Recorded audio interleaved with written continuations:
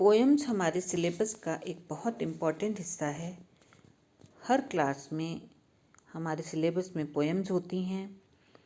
Poems जो हैं उसमें कुछ ऐसे वर्ड्स का इस्तेमाल होता है, यूज़ किया जाता है, पोएट यूज़ करता है, जो बहुत ही जो सेंटेंसेस हैं उनको बहुत इंटरेस्टिंग और ब्यूटीफुल बना देता है। तो इस वीडियो में हम उन्हीं पोएटिक डिवाइसेस जो कि पोएम के सेंटेंसेस को सुंदर बनाते हैं उनको पढ़ेंगे, और इसमें इनको फिगर्स ऑफ स्पीच भी कहा जाता है। अब देखिए कैसे पोएटिक डिवाइसेस जो है वो लैंग्वेज को सुंदर बनाते हैं, वो हम आगे एग्जाम्पल्स में सीखेंगे। पोएटिक डिवाइसेस क्या करते हैं? They make language more beautiful and artistic. भाषा को बहुत ब्यूटीफुल बना देते हैं, आर्टिस्टिक बना देते हैं। They create strong images and emotions. They add rhythm and musical quality. वो म्यूज़िकल क्वालिटी तभी आती है जब पोएटिक डिवाइसेस का यूज़ किया जाता है। आइडियाज़ को ज़्यादा clear, they make ideas clearer through comparisons. Comparisons करके आइडियाज़ को और ज़्यादा क्लियर किया जाता है। They help express complex feelings in simple words. तो जो मुश्किल फीलिंग्स होती हैं उनको बहुत आसान शब्दों में पोएटिक डिवाइसेस की हेल्प से पोइट्स जो हैं वो एक्सप्रेस करते हैं।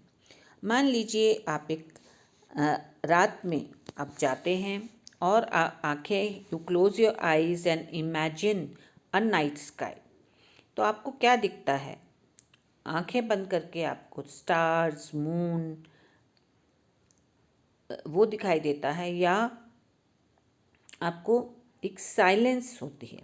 लेकिन अगर आप एक पोएटिक डिवाइसेस की तरह से बोलें उसको, तो आप कहेंगे the stars wink, the moon smiles and silence sings. तो वही शब्द हैं लेकिन उसमें एक्स्ट्रा ब्यूटी ऐड हो गई है।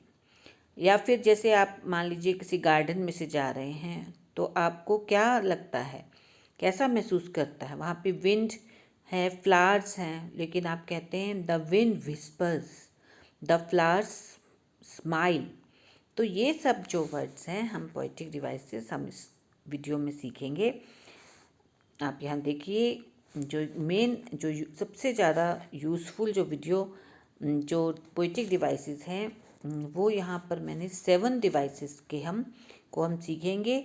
हालांकि होते तो बहुत ज़्यादा हैं, लेकिन सबसे ज़्यादा इम्पॉर्टेंट ये 7 हैं जिनका जनरली जो पोएम्स में यूज़ किया जाता है। तो आप इनको अगर समझ जाएंगे तो आप इजीली जो है पोएटिक डिवाइसेस से रिलेटेड क्वेश्चन कर सकते हैं। सभी पोएम्स में जो आरटीसी आती है, जो भी स्टैंजा आता है जिसके ऊपर क्वेश्चंस पूछे जाते हैं, उसमें एक जो क्वेश्चन होता है वो पोएटिक डिवाइसेस पर होता है। तो आपको वो 1 मार्क जो है वो लूज़ नहीं करना है। तो अब आप देखिए, फर्स्ट जो है वो है सिमिली। सिमिली जो किस लिए यूज़ होती है? कंपैरिजंस के लिए, तुलना करने के लिए। और उसमें कैसे वर्ड्स का यूज़ होता है? लाइक और एज शब्दों का यूज़ होता है। जैसे हर smile is like the sun. उसकी जो स्माइल है वो उसको किससे कंपेयर किया गया है? सन से। और कौन सा वर्ड यूज़ किया है? लाइक।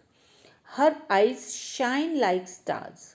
उसकी आंखें चमकती हैं किसकी तरह से? स्टार्स की तरह से। He was as brave. As का भी यूज़ देखिए, as brave as a lion. तो यहाँ भी एज वर्ड का यूज़ जो है वो किया गया है कि वो कैसा है, कैसे कितना ब्रेव है, जैसे कि लायन होता है। उसकी आंखें स्टार्स की तरह चमकती हैं, उसकी स्माइल सन के जैसी है। तो लाइक और एज वर्ड्स यूज़ किए हैं। अब सेकंड आता है मेटाफर। मेटाफर भी कंपैरिजन होता है, लेकिन ये डायरेक्ट कंपैरिजन है। जैसे यहाँ पे लाइक और एज शब्द का यूज़ नहीं होता है। Time is a thief. Time is like a thief नहीं लिखा है, time is a thief. Time he thief बन गया। द क्लासरूम वॉज अ जू। जैसे क्लास में आप जाते हैं, बहुत शोर हो रहा होता है, तो जनरली सब टीचर कहती है क्या जू है ये। तो द क्लासरूम क्या बन गया है? जू। लाइक अ जू नहीं लिखा है, classroom was a zoo. His words were music to my ears. उसके शब्द क्या बन गए? म्यूजिक बन गए। लाइक का म्यूजिक नहीं, म्यूजिक टू माई ईयर्स। तो आपने देखा यहाँ पर दो तरह के हो गए। नेक्स्ट थर्ड आप देखिए, पर्सोनिफिकेशन। पर्सोनिफिकेशन क्या होता है? जब हम किसी ऑब्जेक्ट को ह्यूमन क्वालिटीज़ दे देते हैं, मतलब जो ह्यूमंस में जो क्वालिटी होती है वो हम उस किसी ऑब्जेक्ट को दे देते हैं, उसको जो है उसके अंदर जान डाल देते हैं। जैसे द विंड विस्पर्ड, जैसे हम लोग एक दूसरे के कान में धीरे से बोलते हैं, विस्पर करते हैं, तो हम अगर जो हवा तेज़ चल रही है और वो बह रही है तो हम उसको कहते हैं द विंड विस्पर्ड, जैसे विंग ने मेरे कान में कुछ कहा। तो विंड जो है उसमें ह्यूमन क्वालिटीज़ आ गई। The flowers danced in the breeze, flowers ने क्या किया? डांस किया। तो ये जो डांस वैसे तो ह्यूमंस करते हैं, लेकिन फ्लावर्स भी कई बार जब तेज़ हवा में इधर उधर झूल रहे होते हैं, हिल रहे होते हैं, तो हम उसको कहते हैं फ्लावर्स डांस्ड। यही है सुंदरता। जो ये डिवाइसेस हैं, इनकी सुंदरता यही है। इनसे ही जो है जो लिरिकल क्वालिटी भी आती है पोएम्स में और सुंदरता आती है। फिर नेक्स्ट इज इमेजरी, या the sun smile down on us. तो सन हमारी तरफ देखकर स्माइल कर रहा था। अब इमेजरी पे आइए। इमेजरी क्या है? जैसे इट क्रिएट्स अ पिक्चर, उसकी तुम्हें पिक्चर जो है आंखों के सामने बन जाती है। जैसे soft petals brushed my skin, जो फूलों ने के पत्तियों ने मेरी स्किन को टच किया। यहाँ पर जो हमारे सेंसेस होते हैं उससे रिलेटेड होता है। हमारे 5 सेंसेस हैं, सुनना, देखना, टेस्ट करना, या टच करना, या स्मेल करना। तो ये जो सेंसेस से रिलेटेड होती है। तो यहाँ पर टच की बात हो रही है। The aroma of freshly baked bread, aroma, ये एरोमा की बात, एरोमा खुशबू से रिलेटेड है। फिल द एयर, एयर में किसकी खुशबू थी? ब्रेड की। The golden sunset painted the sky with fire, जो सनसेट ने क्या किया? पेंट किया, उसकी एक इमेज तुम्हारी आंखों के सामने बन गई। अब नेक्स्ट देखिए 5th, 6th एंड 7th। अब आप देखिए 5th है एलिट्रेशन। एलिट्रेशन में क्या होता है? सेम बिगनिंग साउंड, मतलब शुरू की हर वर्ड की साउंड सेम है। जैसे cold, crisp, clear morning. Morning कैसी है? कोल्ड भी है, क्रिस्प भी है, क्लियर भी है। जब ये 3 शब्द जोड़ रहे हैं तो बिगनिंग साउंड जिनकी सेम होती है। सी है यहाँ पे, क। फिर Peter picked pretty purple pebbles, Peter ने पिक किए पत्थर, कैसे? Pretty purple. तो ये एक तरह की लिरिकल क्वालिटी भी पोएम को दे रहे हैं एलिट्रेशन की हेल्प से। फिर लेजी लायंस ले लो, इसमें एल जो है वो रिपीट हो रहा है। इसके बाद इसको बोलते हैं एलिट्रेशन। फिर आता है ऑक्सीमोरन। ऑक्सीमोरन क्या होते हैं? अपोजिट वर्ड्स टुगेदर, जब दो बिल्कुल अपोजिट वर्ड्स साथ साथ यूज होते हैं। जैसे स्वीट सॉरो, कई बार जो दुख होता है उसको भी हम स्वीट बोल देते हैं। स्वीट और सॉरो बिल्कुल अपोजिट है।